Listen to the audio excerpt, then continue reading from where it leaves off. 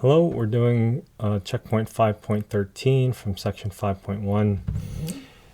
They want us to find the average value of this function f of x is equal to 6 minus 2x over the interval from 1 to 3, or from 0 to 3.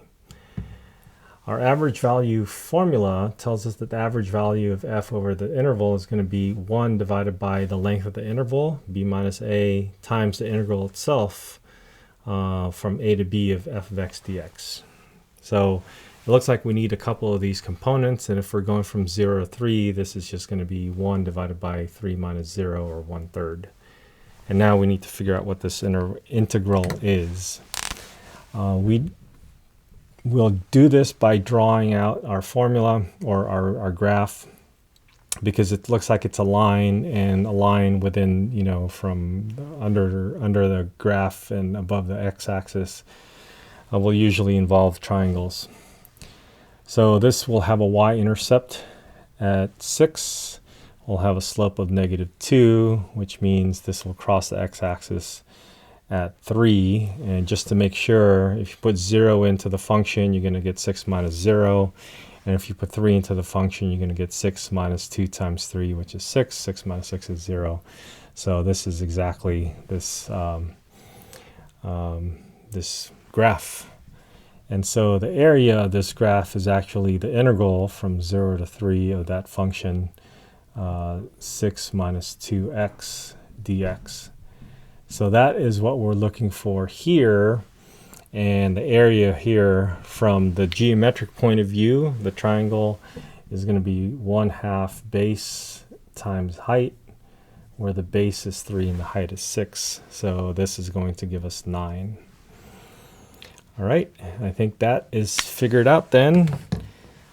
So our average value from 0 to 3 of the function that we were looking at is going to be 1 over 3 minus 0 times the integral, which we found to be 9 by using areas, and so the average is going to be 3. What does that mean? I think since we have a graph here, I think it's good to take a look at what that means. That means if you take this integral, the integral from 0 to 3 of the function, 6 minus 2x dx, and then you move this over to the other side, this is going to be equal to the average a to b of the graph times b minus a. So the average value of a function gives you a y value of a function, and we found that to be 3 in this particular scenario.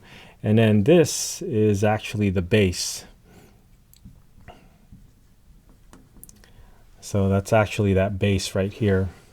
So it turns out that this, if we look at this as a rectangle with a height of the average value function and the rectangle, that means the area that we're encompassing, enclosing, that we're capturing in this rectangle is exactly that integral.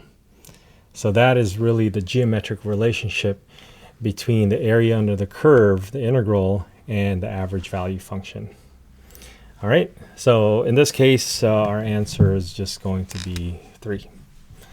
All right, I hope that helps.